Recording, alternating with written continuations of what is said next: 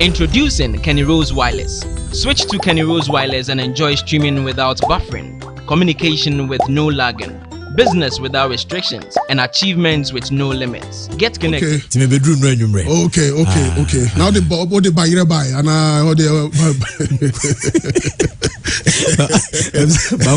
and because weekend we are there and said yes, as fire, you know. I'm going for my you for the no, say no, we don't know because we don't know Kaya come hit a pow. I'm saying this and now cry Monday. He say no. Oh, when I say no, come back. In Kaoba, Crabos and Cofford the machine. Yes, I'll buy and come to baby. You can Cofford the machine now. Say, it's not slow. Oh. But me have brand TV video na match me re na me jarbe na sa kwa video na nka already me have ono so to say I am film from we can me huni power shada eska we can give but ni nyira mu na ye jarbe na bet guy the video na no am ya me have ono no na mka so wo nkwa awade ona no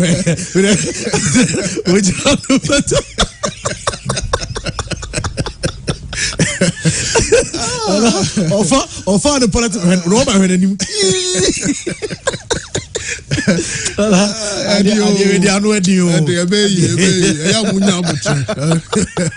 We can do it. No Madrid weekend is Saturday. Send a Villarreal crab ball Benabao crowd. Now I'm saying a bad weekend. See Chelsea for show game national. Nah, just say, hey, what a weekend. But I say Christian, good morning. Good morning, Obi. Now if you have a call there. I shall me and say the Obende. Oh, Arsenal and may come back. No, say shall me and say pressure the cock, pressure the cock. Maybe I need to say Ansu Fati to my Ansu Fati actually the Indian Cheso Beba. An amazing player. The only thing I can is say injury no end time maybe yeah. Basa here a defective squad this season. Ansu Fati available. Na say Dembele ba. Nasa Joku Naguero ba. We will not be the bastard that we were bare 3 years ago. Nasa we one match pen we win. Aden amunya bo trainer muni Benfica more in the Champions League movie and amuni Atletico Madrid abo. What shall Levante as our own shit team? No, you know, but some match be a ko kamu draw na say yeah. It's not gonna be me win. Okay. But ko kamu draw. But we are winning. And not just the win. When was the last time I was at Barcelona elbow game one? Now you progressing the ball forward this very much. As a bola, it was always the forward match, and most importantly, this was the best match I'm ever for Barcelona after some Mexico, you know. And the results, say at least 3-0 there. Yes, 1-2-1, 1-2-1, but to have that emphatic 3-0 win over Levante. Levante team yesterday before this game now Levante at the 16th and only 4 points from 6 matches and yet 12 team, but 3-0 win and Bikrano. It gives the team a lot of confidence. It's Ronald Koeman here nyampam no. Okay. Na Obi. Marshall Levante. Ronald Koeman situation no. So what saki na you pay money. Yeah. One saki na you pay money. So obekwa de wen. O se basa e fa no no. Na oye tied to the Dutch national team. Tina say Barcelona etua 6 million euros. Basa nyeska ntua sa eska no. Ronald Koeman anga se ne ko tua eska. But o tua eska no. Or the shemu in agreement say so when a third season basa be chese kanamano. Yeah. They say it's a basa eman a third season basa 6 million euros. Into more pam na basa so in chese kana next year pamana or just twice of the amount of money. Yeah, 12 million. So when we sack him, we are paying 12 million. See man contract extension we are paying 6 million. Okay. For a basa team in this car, what will you go for? Well, I'm sure say nkunimdie de aya na ekata nyoma bebre so enti monya nkunimdie de ye na yenhwe against Benfica nyame ya doma na wotwe asimu ya Champions League week enti Paris Saint-Germain up against Man City, Real Madrid, Inter Milan, you know those are very big games eba so we need the weekend here as Barcelona and Benfica no eno senia ebesi yakọ ehun semina no eba ewo dwumadie so na ebe pemre so ama yetie for numbers no akabes ma du ama du anadu mienu atumi abono numbers ni 02409256 0240929283 wholesome I don't know yebesa ba fie esansa the Black Stars of Ghana my double header against Zimbabwe no squad no enyaba yebehwe say betumi awura efi ho na etumi ansa ana ensa etumi aka squad Milovan Rivach ede amampanyufo Asante Kotoko so no ayade signings no kwa na ekoso ina no pay o man announce the signing of Augustine Japan any Abrantia friend Samuel Apia any Abrantia your friend Agadas no nyina no ayade Asante Kotoko officially omo amekisa announcement ne be rasansem no of course week 7 of the Ghana Premier League Hearts of Oak against Asante Kotoko at the build up to the start of the Ghana Premier League no nsem nyina no but Andy Casilas yan come on it na was a man for information here because senior Barca for Asha say there of course only Real Madrid lead almost 5 points but there's a game I was a Barca for to me about outstanding game was almost bointy you be monitor senior Barcelona ebesia ko ne omo ensem na yen raman on it ne yen head ekoso ho na ya see realm into the analysis of all of those great games at Barca over the weekend and the encore right live on PR 95.7 FM over joining on Facebook PR FM Ghana we like here na washa we like here washa drop your comment ne kama obi try satrase no we be ram na fe de wasa waso etimi de also ken come on you know what didn't you know so etimi de ba ye kona fa mo ne sama ye saka no ye the very latest and exclusive sense so etimi de atuja essence over the weekend games how do etimi koswa nyami admuch UEFA Champions League no matches how do ensu betimi ba so hun sem you know ye de be bramo ensu so no Man City match, no? Yeah.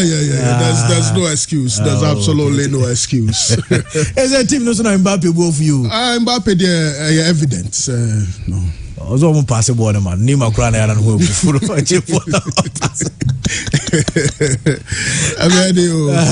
Barcelona for so ajo many weekend you. Why not? Barcelona for ajo many brutal. It's also London is red. We are Messi training. Okay. I don't pay. Hati.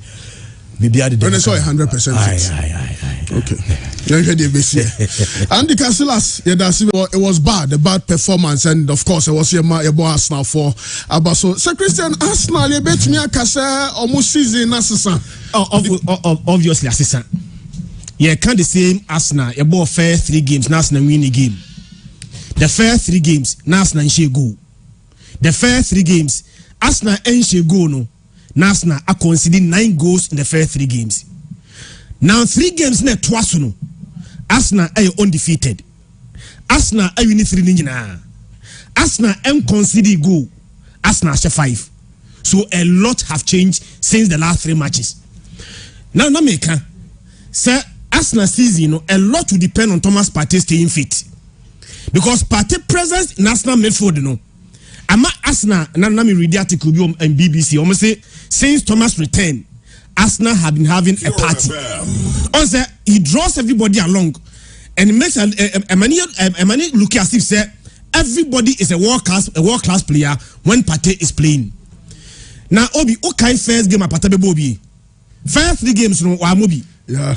The last game Partey Bobi the man Arsenal no was against Norwich after the international break. That game which said Partey influence. Okay. Partey started game no. Obemu in the 60th minute against Norwich. And to Partey ever game no. Na Arsenal and Norwich no they were at par. Graph we nature say Arsenal na red no. Norwich and yellow no. So SG expected goal. Yeah. And to Partey ba no na Arsenal any Norwich no.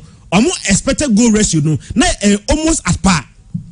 Now Partey comes into the pitch on the 60th minute and look at the difference.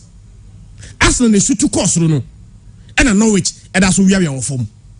And since he took over onto the pitch against Norwich and to Partey ba Parkman or money Norwich no. Now Arsenal were not even creating. Partey ba mu time 60th minute. Okay, 60th. Okay. And form no. Yeah. And a graph for say shoot. Okay. The time Arsenal share goal no was around the 65th minute. The time Arsenal shoot 2 course. Okay. That was the influence of Abrantia, a friend Thomas Partey. And the only goal was scored by Martin Odegaard. Yeah, Martin Odegaard. That was the free kick. Yeah. The thing say Partey influence no there by Arsenal no. As a Ghanaian who hear Partey, no me hear the numbers. 47 touches. 4/4 accurate long passes. Once a long passes na Partey di mano. Sometimes he power to beat the press. Partey Emma 4 long passes. Sa 4 long passes in nano. All of them were accurate. Wow. Number 2, Oko passes 29. Emu 26 were accurate. Okay. And a do as a Partey koye no. 7 or we need 5. And the interceptions were 3 and 3 tackles. Numbers we are convincing enough. You have to go back into the game and watch the qualities of these numbers. So Arsenal game no more body there. Adia Meniagene said from a very disappointing start to the season. I won 3 consecutive wins at Wasono. But I'm very, very happy as a Ghanaian. Say Partey influence whatever Arsenal team no, and I'm Arsenal are rising to this level. Okay, make sure Chairman Bright can come do the Gabi nomine Central Campista no Arsenal supporters on my bread into results, especially against Spurs. Spurs are Dele war, Hurricane war, very good team into which Michel Kamiensa and I'm sure any Arsenal goals nearby and so Smith Roll, it was quite good the performance. But Christian Spurs for no so no. Then partners so who no espiritus and obetuna yejuma no. Okay, say you don't keep an unhappy man. Now you look at Abrante Fen Hurricane as a way too disjointed from the team. Enra about 90 minutes. On your touches more than 2 players. So 2 players no omunya more 90 minutes. Hurricane ball 90 minutes no or touch ball 25 times. Now this time for more 9 no or the ball change. But the total involvement in the game no something I worried. Yeah. Omne Crystal Palace. Lose 3-0 no. Abrante Fen Hurricane and touch ball in the opponent penalty box. This time I know a big box next year person Bob Benzema. And the last for the first time in his career 90 minutes. Hurricane are more a shot on target. And after one touch ball in the penalty box against Crystal Palace. The form. Endra 90 minutes. Abrante Fen Dele Ali about 45 minutes. Or touch ball 24 times. Now Dele there. Brian Gill, yeah. Also off the bench. Yeah. About 78 minutes. Or touch ball 21 times. Players Menuepe and Hurricane a touch ball more than them. Hurricane a touch ball 25 times in 90 minutes. You see Dele Ali Nyadi about 45 minutes, but touch ball 24 times. Hurricane on no 90 minutes as a captain. A touch ball just 24 times. Now supplies now my bed they on Saka ball. I think that midfield ninja. Nuno Espirito must find a way of getting him involved in the game. Now me from no ya adwede but as a captain party na me Ukraine and ya dey say that training. We should be worrying for Tottenham Hotspur. Almost at season here power.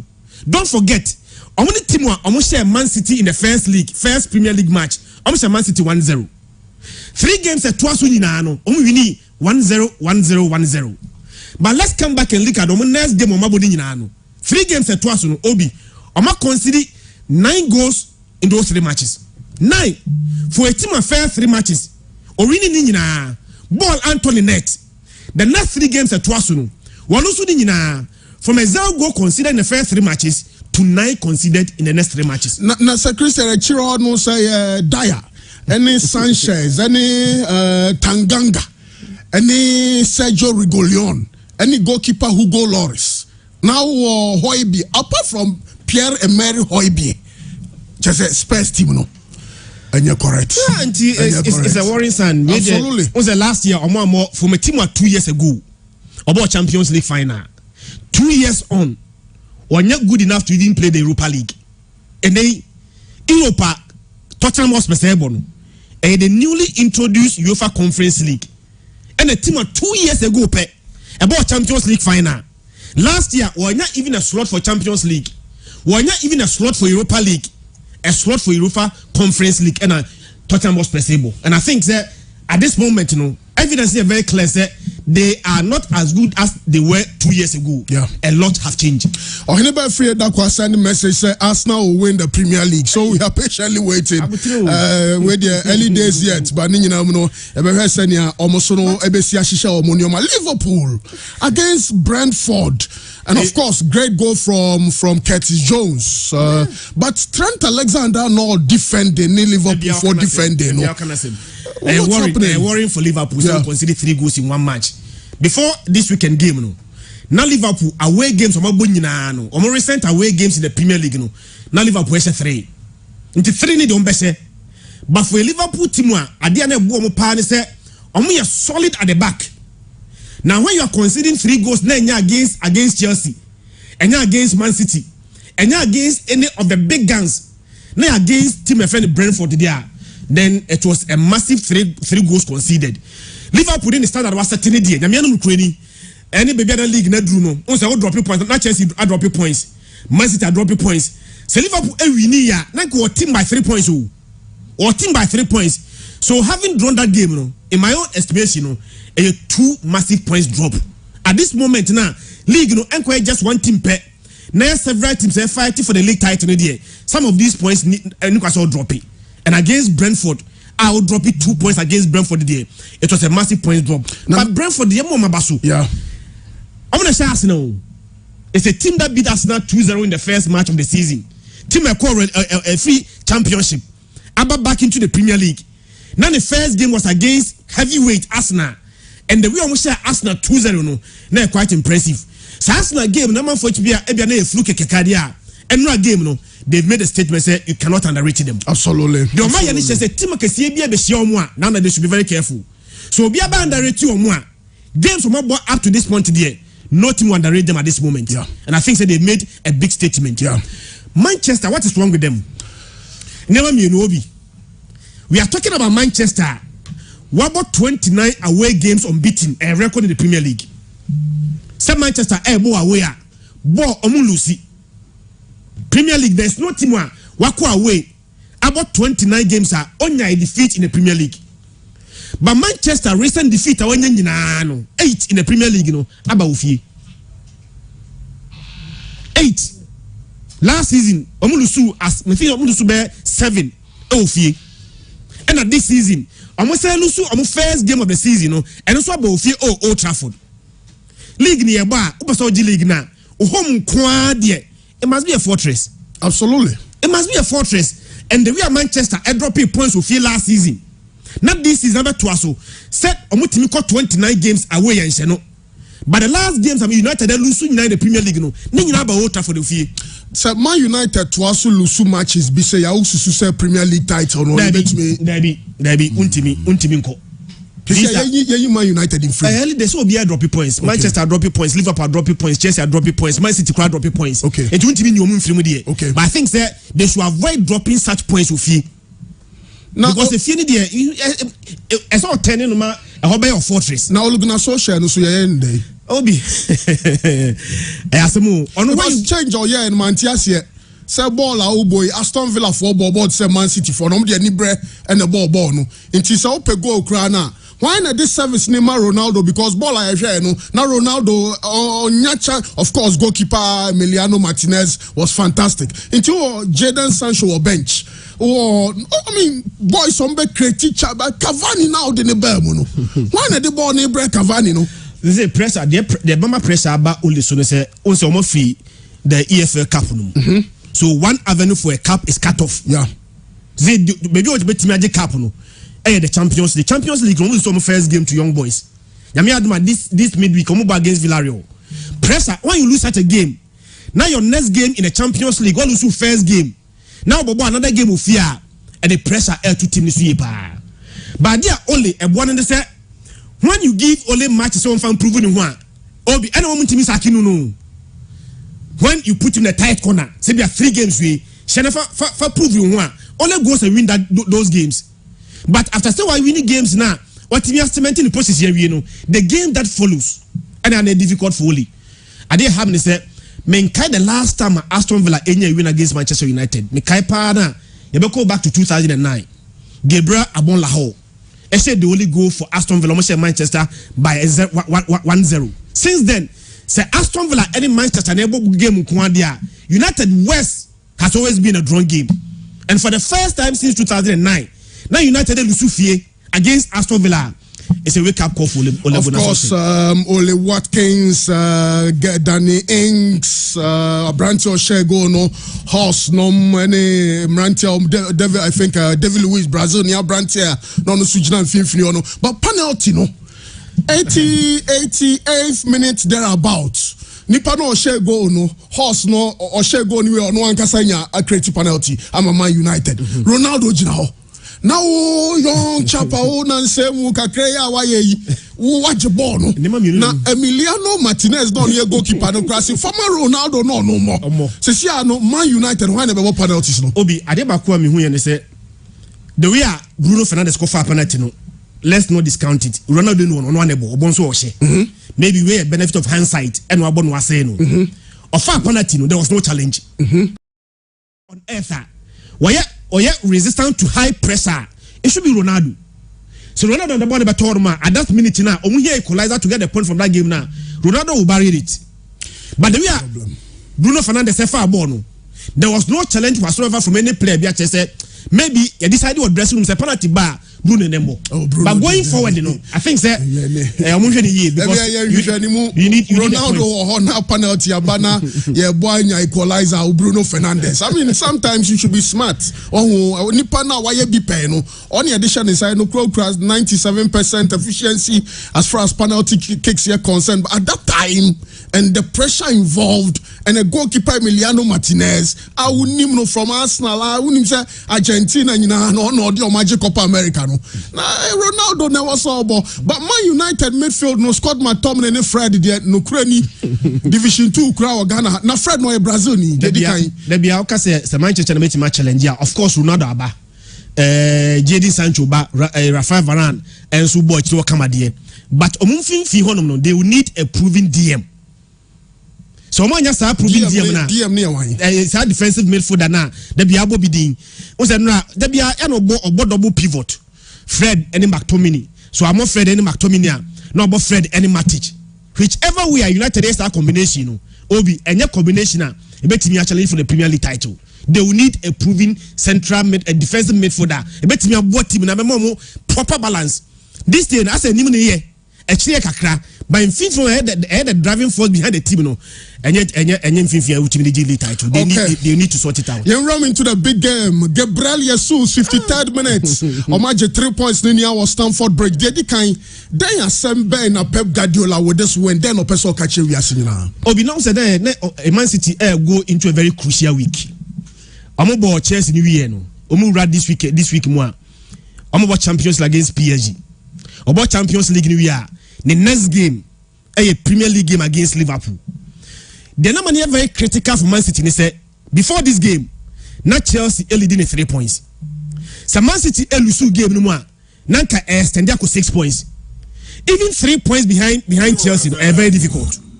Now, so one very careful. Nanka Man City lose 3 points. No, and man they 6 points.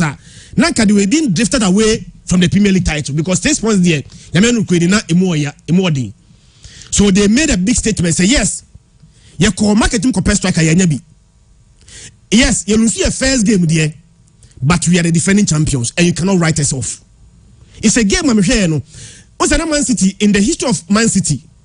That's a Pep Guardiola every game now.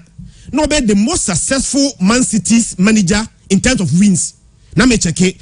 Man City for among manager or most wins. I prefer McDowell.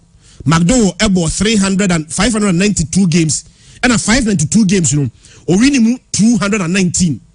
Pep eba Man City, no, we bought 300 and not game the count. Saturday game the count. Now 303 games for Man City, but that 303 games now we winning 220. There is no Man City coach. Our coach Man City or what more wins than Papa friend Pep Guardiola. 220 wins for Pep Guardiola at Man City, and I'm sure say the way I started game, no. Man City play with their foot front. And they dominated the game from the blast of the referee's whistle to the end. The only idea they have is that Man City, despite their dominance, in fact, results on any true reflection of the game. Say Jare, Ebama starts now ready. Man City dominated game now to the point that Chelsea, Ajarame started season on Man City dominated game now to the point that Chelsea are more a shot on target in the 90 minutes. Yeah. 90 minutes. And for a team where you catch Chelsea how good they are. Nema Chelsea here under Thomas Tuchel. How are very difficult to beat Chelsea. That's a Man City team boy game against Chelsea. Now for the entire 90 minutes, Chelsea are more a single shot on target. Not even a shot off target. Where starts now? say shot on target Man City 4, Chelsea 0. Shot off target Grano, Chelsea 0. Chelsea 0 shots off target. And according to stats on this, it should be 5. You have 5 shots on target, 0 off target. Okay. 5 shots off target, 0 on target. Yes. It's now a game one, now total dominance for Man City. And I think say we have 1-0 scoreline now because Chelsea were very close. It's a game Man City could have gone 2 or 3. The game to go 2 and I go 3. I will not be surprised. Very, very dominant. Yeah. Despite controlling all department of the game, the only flaw for Man City is that Oman team bury their chances. They should have buried Chelsea, especially in the first half. Because Nyese na Chelsea bobo Thomas Tuchel ye changes kakra obo 3 central midfielders Kovacic, Igolo, Jorginho. Yentan hunisa. He say ya no about double 10. Mason Mount, Kai Havertz. Inti osisa no man rantie me no mom na gina ni mo Lukaku ni Timo Werner. Sa changes no you know. Ususu say ni nyina no ka ho na Chelsea and to me enye ne din sefata so mo de besi akanya na. Well, before this game, before me about Chelsea dey no so Obi yen call the Man City and right. The last 2 games on boy no. Na ba ko ye Champions League no, and na ba ko ye no game no. In the Champions League, the first diagram of 2 Sisiano. Adia na have Man City partner say in their 4-3-3. The only player no pressing for Man City no. Na Kevin De Bruyne. Also, one high pressing the Champions League. It's the other 2 defenders now were sitting back. And a Kevin De Bruyne in jersey number 17. I had the high pressing under Kevin De Bruyne. Now we are hugely outnumbered. Say Mendy na bono Mendy ebe pass ya. Na Rudiger number 2, Thiago Silva number 6, na Cesar Spilicueta what BM. Now a very difficult for Man City to win possession. Our Chelsea half no. What did they do different on Saturday? And we a serious high pressing. We have pressed another Man City 4 years now. Say the next videos and the pictures now ready. Gabriel was always pressing a branch of Rudiger. Kevin De Bruyne always on Jorginho. Bernardo Silva on Kovacic. And a Kaoka on Alonso. So start pressing not Chelsea any avenue to start their game from the back. So when you watch the game very closely, Man City were winning most of the possession. Our Chelsea half of the pitch. Omo pinning Chelsea for to their own half and winning possession. Adia have in this situation. Adia na Chelsea and say they should have gone long balls. So long balls no issue. Lukaku won beat the press and go long balls. Most of the long balls for Lukaku. Long balls say Chelsea ball na long balls because of my bia obetime gina ball. And I think they also missed Messi Mount. Who's a Messi Mount the Champions League? They are pressing because press here ball no medi or midfielders no and Adia Pep right compared to Champions League say this press Chelsea for ye papa the only press you one-on-1. Not even a single situation now. Chelsea back 4 no more defenders now. We allow the space to even get the ball and start Chelsea team no. And start pressing now Man City here no. I think a big magic for Man City. Chelsea here, me know ya drink it to be said you are starting up no. Me hear line up na me stroke akra. All them say about 2 defensive midfielders, 2 defensive minded midfielders, Kante, Kovacic, and Jorginho. Line up which say I think say he was a bit afraid. When you are a 3 consecutive win against Man City, you are playing at home. Why do you set up this defensive? 3 defensive minded midfielders. That creative spark no. Now you're missing kakra. Uhemwa Abrante friend Lukaku and Timo Werner. Now we are hugely isolated. Bonima, me know ya say Bonima. Press and ya press born free defenders one number. And 15 for no betima creative bibi so na kwa say obi no betima create anything for Man City. And I think say that design that critical thinking now Pep here no. If he was wrong in the Champions League this time it was a rare decision for Papa friend Pep Guardiola, and I think he did very well. And massive win for Man City. Yes, massive win. But again, you bet me I said Thomas Tuchel na nkasa G2 after the game say ono no yem from so kakra because when him say Kai Havertz ni Mason Mount no na ye omo make a difference no omo double 10 no into ko central midfielders miensa sa dia na wa manim ho no Lukaku ni Werner ni de no kure on fa bibia nka agro no na Man City winning Christian Bensusanka omo say bi no ka say omo top strikers no omo forget you on because there's no strikers who say they have to use what they have. Okay, many are say most often obi player told none the price tag and it was right. Yeah, more like an obstruction. Yeah. But I brand to friend Jack Grealish, you know, the price tag, you know, he wears it with a lot of smiles. Okay. But I brand to friend Jack Grealish, Bono. There is no way out the price tag and dragging it behind. Since about Man City or starting game for Man City, no, I think say he's been Man City's best player. Jack Grealish. Yeah, Enra. In all games at Jack Grealish about Man City, no, 38 touches in the penalty box, 16 chances created. These are critical numbers for parent friend Jack Grealish. Okay. Kevin De Bruyne is the best player for the past 3 seasons there. But the last few games now Jack Grealish is born. And the numbers, especially in the presence in penalty box, and the chances created by this player, no, I think say or a quality addition to Man City. Man City there, with striker or no striker. Last season, Grano said they won the league. Abraham striker be answered more games. But this time, no pre Champions League, pre FA Cup, pre League. Which me a bonus say we more Gabriel Jesus more rights. The market is already closed. So you say no, they have to do with what they have now. Maybe in January, yeah, and maybe Krana Abrante Hurricane form the Krano will not also be encouraging. Some Abrante Hurricane.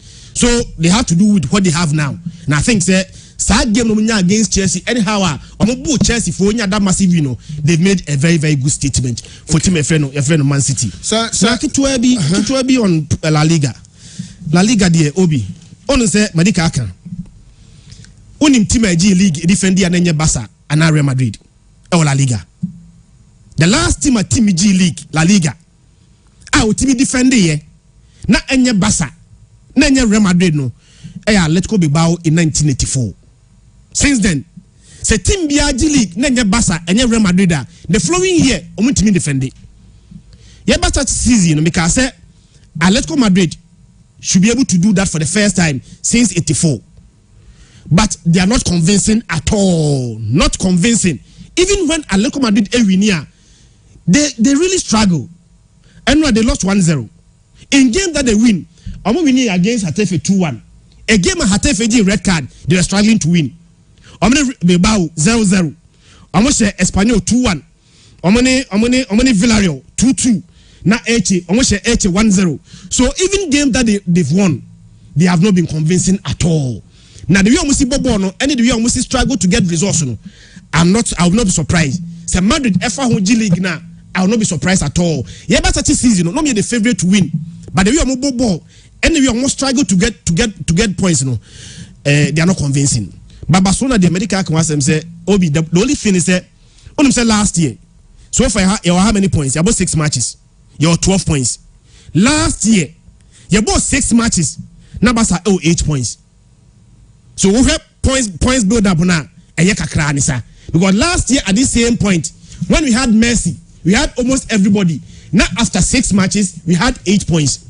This season, no Messi. After 6 matches, we have 12 points. I never question and say last season, Adam Messi won after 6 matches. Near 10 goals. We have to go. We have to leave beyond Messi. Messi, there's so 8 minutes more brave. Only one. And I'm saying the era no quite last season no hono. Not numbers this time. Against Levante na masho Levante. Last game I could board on why. Say granta mo more one for me to Levante. Even the points na you admit more more form no. We are amassing points at this point, you know, I am more than what we got last season. A year. Per standard na one day. When say for Barca any standard, yeah, the current club of players no standard. These current club of players, you know, now after 6 matches, there were 12 points for the game in hand. I think say you should be funny. We bisa ani bia. Nje funny sir. Barcelona, but manager send Ansu Fati oba no. Onyasima dupe no the share goal and I hear say no see celebrating here na.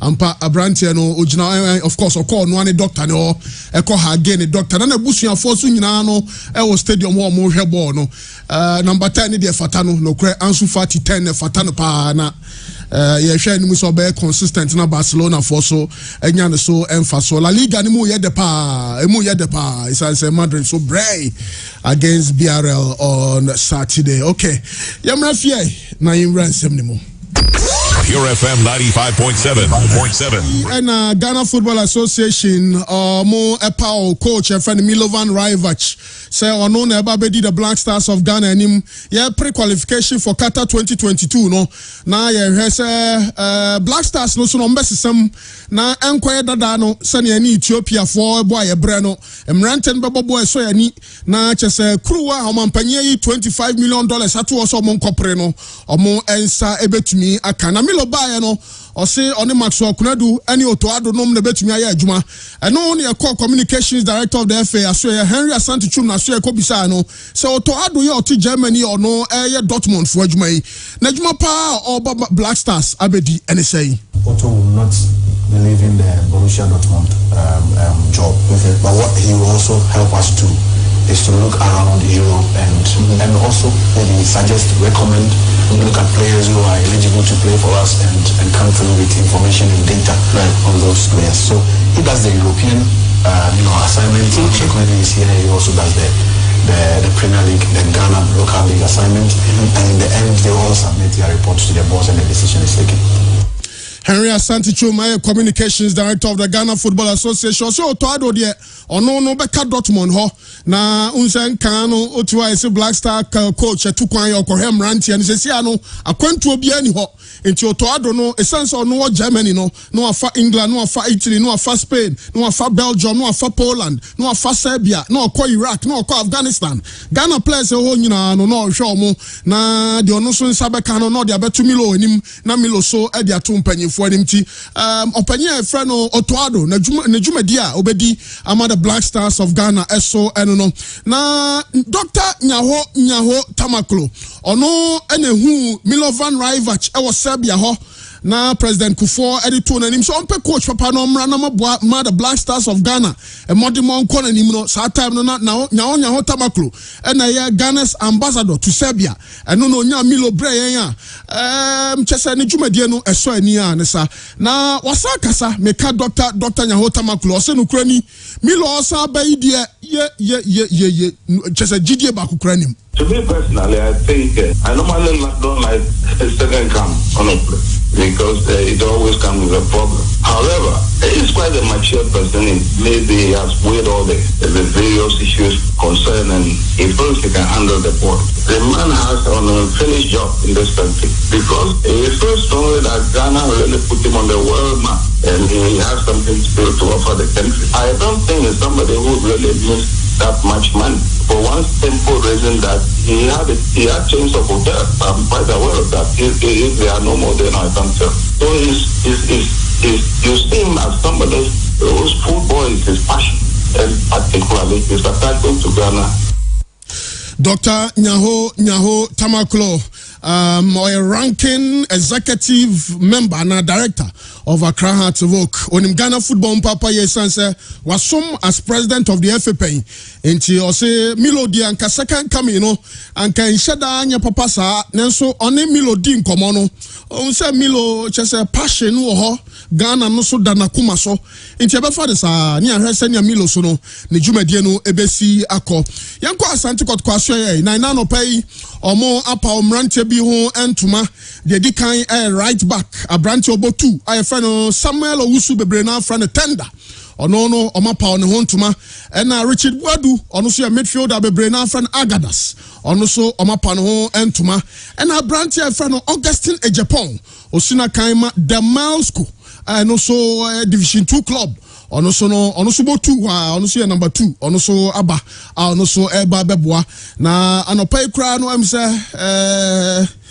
say ba ku bi so ka ho ono so say friend name o Kotoko Isiano omanya name omanya Messi so Messi so aba nti ahwa mu say atabubu Mbappe eso ebeba na chese signing na Asante Kotoko so no signing nti sign tie bebre na bisa se coach Prosper Nete na kase mon sign na yo okay nti Isaac Opon ono so MC ono ne friend name no sunyani name ono so aba esuo Messi de na otwa mi no mo sign no enti ye kwa anim no na Atebubu Mbappe so eba na chese Asante Kotoko Division 2 players na Asante Kotoko so egusu a all sign ba ni nyina mu no Richard Boadu ene Abrante fan no Samuel Apia omo no de omaba omo eba beboa ama Asante Kotoko modemo no so etumi aso ani na yenwram ewo the club licensing board so ahwe na nyame adomo a 28th echna ombeshia all Premier League clubs na chese omo edidi omo ho enkomo ho nsem kakra eso no Harry Asante Tuma san kasa ni nyina no efa Star Times FA no peso shi omo na last season omo ehwa assessment kakra omo ebetumi aye na modemo ana mpuntu obi ebetumi abam as far as Star Times modemo no esi etie. Now that the fixtures have been released, it's when players call-ups are not done based on merit. It is the coach and our Jumano will be on the block. And now CK echo ye say F for that so one. So even if for the F for no and then influence CK, and man CK air call up with their F for that so one. What we coach now Juma is on the line and now call. So coach Iba now say if you allow himself to be influenced, now say Basi Saki Obiana, those that will influence will keep their job. What we coach unabeko. Let's begin to have a reverse of the trend. Trend na causing the first time and Sika Kuno call up na as I said players never flow bia you know say play your form. My free players no. Ye free play be no play and one say afre no. Na Blasters and Sika Kuno enenya a 4th division player. So about our senior national team. That was the lowest moment as a Ghanaian. See this senior national team no. Yako free player obo a 4th tier football in England. Sa call up na ko say kana na tumasi call up no obi it must be a thing of the past. We need to seize that discipline now. Papa e friend milu in the first time no. And I'm sure say per what he did the first time any do betimi aye any standard edema coach milu no obi me sure say obetimi aye adwuma no. Let's have a trend of the next reverse trend now next on the Sika Kuno no and let's move forward. Obetimi aye adwuma no. Okay.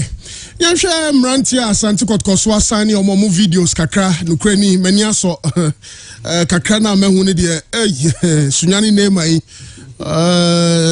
enya bad sunyani nema born we so here live on Facebook and H1 HD TV we Augustine Japan right back the obo 2 no free kick ni mo de pa chese maybe on the board they should speak to the conscience of the supporters.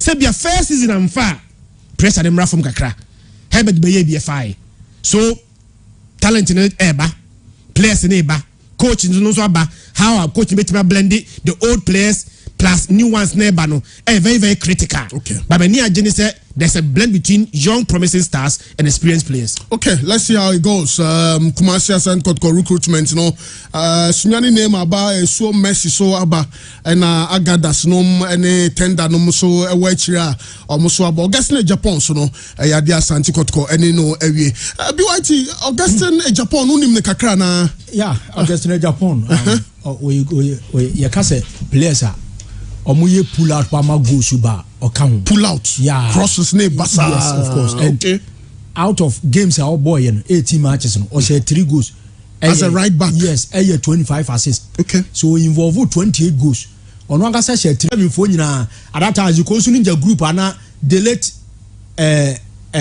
papa Nansian wuye kwakuduam boy no sa time no mu nyina ba be shame no unse no mo sign 6 years 5 at the time obenya 23-24 no na ana 22 no na Kotoko chunsum no afa na Francis Akwafo mu nyina no part omu nyina na eba no na obi anim se omu susu Patrick Diodu no but eduru time ana omu age ni ko anim no na contract no still anwi this time 4 years na ka me mepe 5 mu ba 4 no ya anisa 4 years there at least umo 2-3 years no na Kotoko no afa and contract the same say option to a year extend a year 1 year contract and so and I say Kotoko option say I'm the first club so 4 years in this one on best side to me I extend the contract no I no a year 1 year until Kokan one not say a year 5 na may partners anti manager ho signings no yes in a year and 2 no sisi your boss season next season won't say ende na akwa another blow for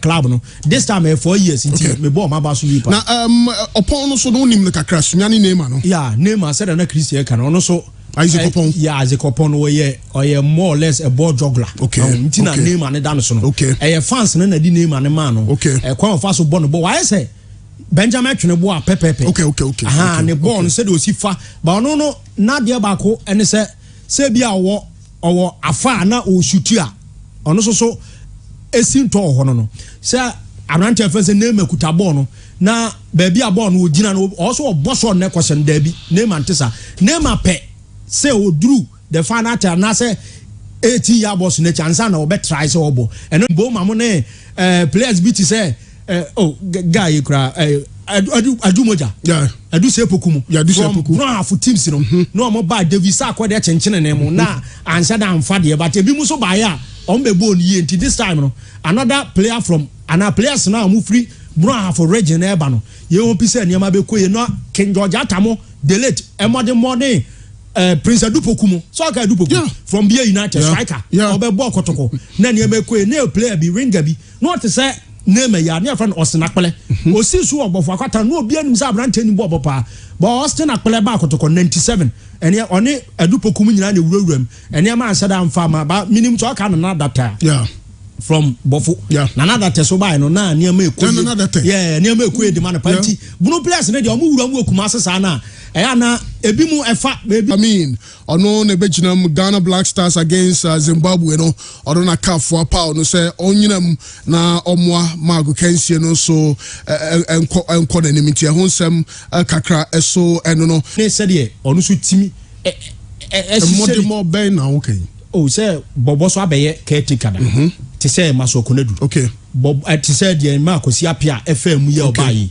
ena bobo awo emu ache ti say nke ye fa na ka bia yanya na miensa mum three assistant coaches yes, assistant naka Maswell ene bobo na bia bobo ye deploy bobo for enkura no say bia 18 19 24 no mbetina be wura team no mu ye mo no kwa anya sa adwuma no na ma onza maso konadu di ono no ope omo wo level dada even oba ebe coach team bia maso mo league da 2-3 years on san minu mi nyina ya we no enwura ho na otuado start for saa ma no de na ye ka no na coach no enam se coach no ase nimfie no eni se de nimdie no asitie sia for na no na nko mommoa no na onye ombe release sa squad no na amanfo so ehu senia esi etie na abrante bia e friend Meshak Asante abrante no so catch bia emse enra abrante ni yiwa Accra Sports Stadium ne chese so ani anisa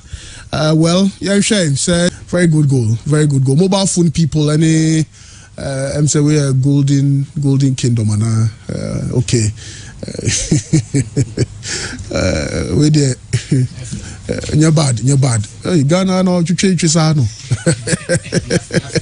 okay yeah say the see yeah senya e modemono ebe si akọ okay andi tnasina fa aboafo no ensembre ye na yenko na okay na kotoko players no sa ma medini biom na we din bay so Messi no so Messi na ba ko no sunyani Neymar na tebu Mbappe na no mo pet Team Ramos me kamenya Team Ramos bia kam de ma o I don't know where o coach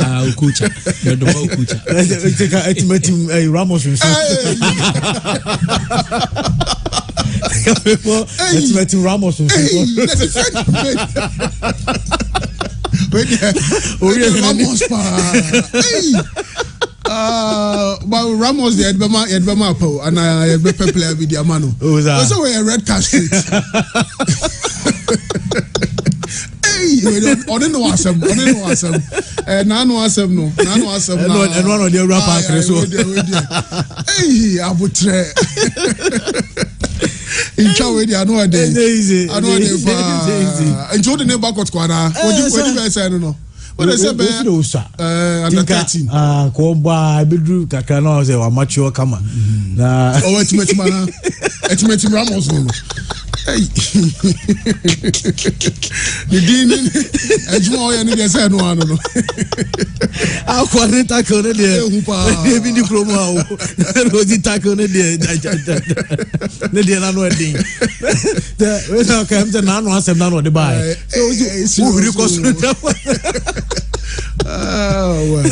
Okay, and so na enche wireless networks look like. But hey, this is what they actually look like.